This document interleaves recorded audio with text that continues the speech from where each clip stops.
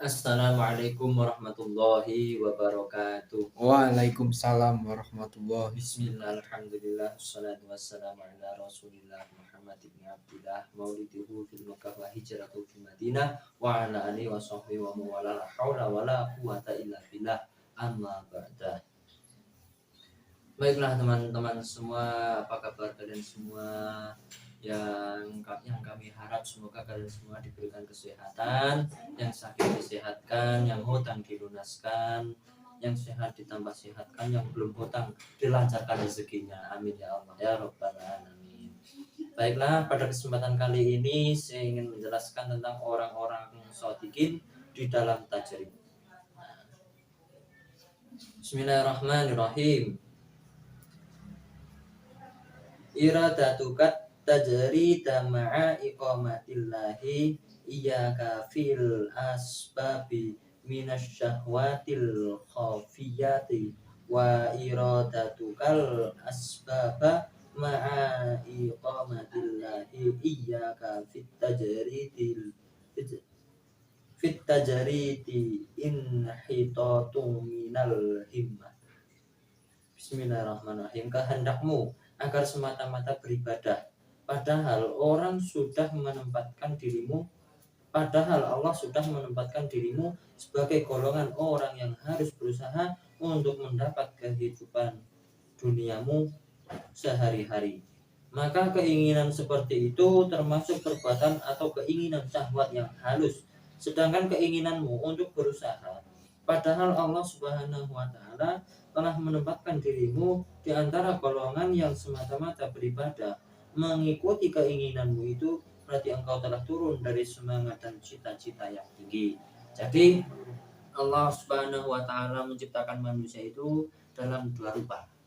Ya, jadi yang pertama itu ada kalanya orang itu memang diharuskan untuk berusaha atau berupaya untuk mengejar ekonomi, untuk mencari ekonomi di dunia. Tetapi Allah juga menciptakan seorang hamba yang di situ terpilih oleh Allah Subhanahu wa Ta'ala memang untuk semata-mata beribadah kepada Allah Subhanahu wa Ta'ala. Adapun soal materinya itu Allah Subhanahu wa Ta'ala yang sudah menanggung segala-galanya. Kita lanjut. Ungkapan tajrid di atas berarti meninggalkan sebab yang menjadi jalan untuk menemukan apa yang seharusnya dijalankan oleh orang-orang shodiqin, yakni dengan melaksanakan suatu sebab tidak membiarkan dirinya jatuh kepada perbuatan yang salah, karena berniat meninggalkan urusan duniawi sebab semata-mata hendak beribadah kepada Allah Subhanahu wa Ta'ala. Watak yang dimiliki oleh orang shodiqin ialah tidak meninggalkan dunia karena akhirat, dan tidak meninggalkan akhirat sebab dunia. Hubungan timbal balik antar dunia dan akhirat seperti yang dikehendaki oleh Islam adalah suatu keharusan yang patut diusahakan dan ditunjang dengan perilaku akhlak Islami yang akan menunjang semua hal yang menyangkut urusan dunia dan ukhrawi. Menempatkan kedua masalah tersebut di atas adalah suatu jalan yang benar bagi orang yang shodiqin yang memandang kehidupan dunia dan akhirat dalam semua perilaku manusia saling menunjang dan tidak terpisahkan satu dengan lainnya. Kedudukan manusia dalam tajrid karena kehendak mentaati Allah Subhanahu wa Ta'ala, lalu meninggalkan usaha atau kasab, padahal ia masih memerlukan kasab itu sebagai keperluan yang wajar secara duniawi, maka kehendak tajrid seperti ini termasuk syahwat badani yang tidak pada tempatnya. Oleh karena itu membutuhkan seperti pada umumnya manusia berhubungan dalam hidup melalui tolong menolong yang berkaitan dengan sesama manusia. Jadi ketika ada manusia yang memang seharusnya ia berlaku sebagai umumnya manusia yang lain, tetapi ia memaksakan dirinya untuk semata-mata beribadah kepada Allah Subhanahu wa Ta'ala, itu adalah suatu syahwat yang halus, tidak salah tetapi kurang tepat saja. Bukannya salah tetapi kurang tepat. Syahwat badani seperti ini memang syahwat yang halus karena bukan perbuatan yang tidak dibolehkan. Akan tetapi tidak pada tempatnya. Apalagi kalau tajrid seperti itu adalah suatu keinginan agar dianggap sebagai manusia yang zuhud. Orang yang tidak berkehendak kepada dunia semata-mata karena Allah Subhanahu wa taala. Kehendak seperti ini bertentangan dengan kehendak Allah sendiri karena akan menjerumuskannya kepada syirik yang halus pula.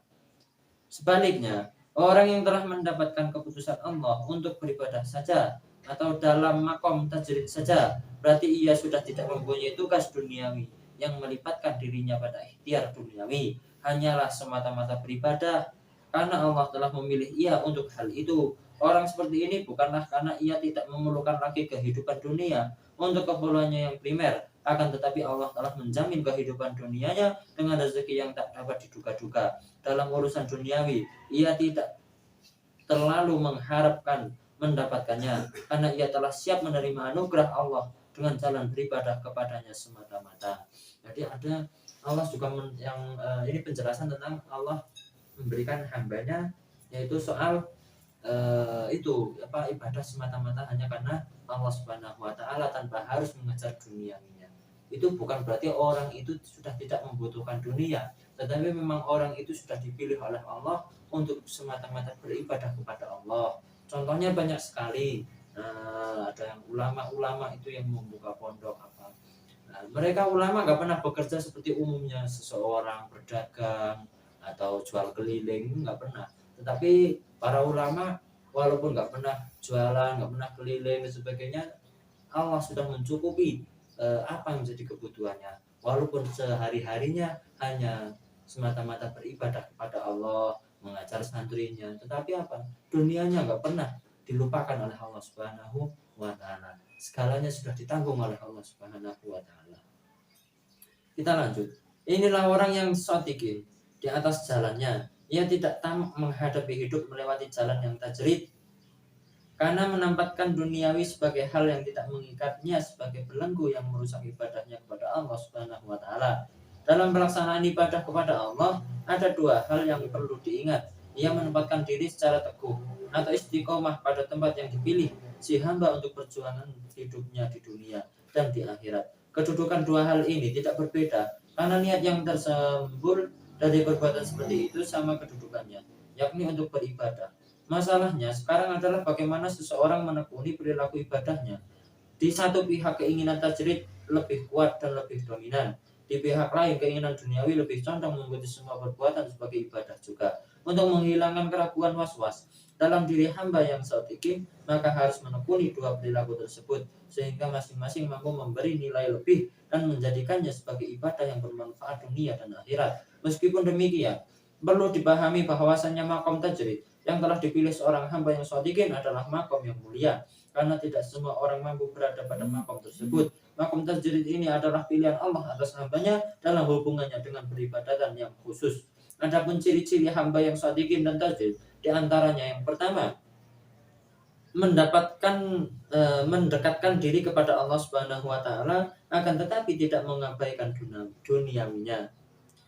Yang kedua, mengkhususkan diri beribadah semata-mata kepada Allah karena Allah Subhanahu wa taala telah menjamin hidup duniawinya karena ibadah-ibadah yang ia amalkan.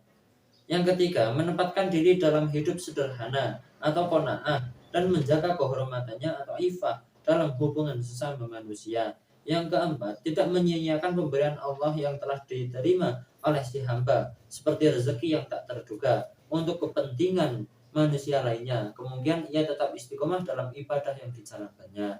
Yang kelima, jiwa dan roh mereka tenang menikmati ibadah kepada Allah Subhanahu wa taala. Yang keenam, mengembalikan seluruh persoalan yang telah terjadi dan yang akan terjadi kepada Allah Subhanahu wa taala serta mengerjakan sesuatu perbuatan semata-mata karena izin Allah Subhanahu wa taala.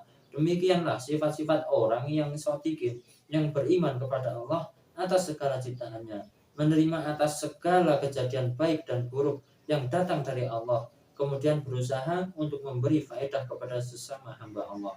Jadi tentang pengertian orang-orang yang tajrid itu, orang-orang tajrid itu orang pilihan Allah yang semata-mata beribadah kepada Allah, walaupun dunianya sudah ditanggung oleh Allah Subhanahu wa taala, tapi satu yang paling jelas dan nampak pada jiwa orang tersebut, yaitu jiwa orang yang tidak terlalu mengharap dunia. Walaupun sejatinya dirinya masih membutuhkan keduniaan ketika hidup di dunia, tetapi orang itu tidak terlalu mengejar dunia, tidak terlalu berharap oleh dunia. Yang diharap itu adalah Allah semata-mata. Nah, mungkin hanya ini yang dapat saya sampaikan. Pastinya banyak salah, banyak kekurangan. Saya mohon maaf. Semoga bermanfaat untuk kalian semua. Saya akhiri wabillahi taufiq wal hidayah. Wassalamualaikum warahmatullahi wabarakatuh.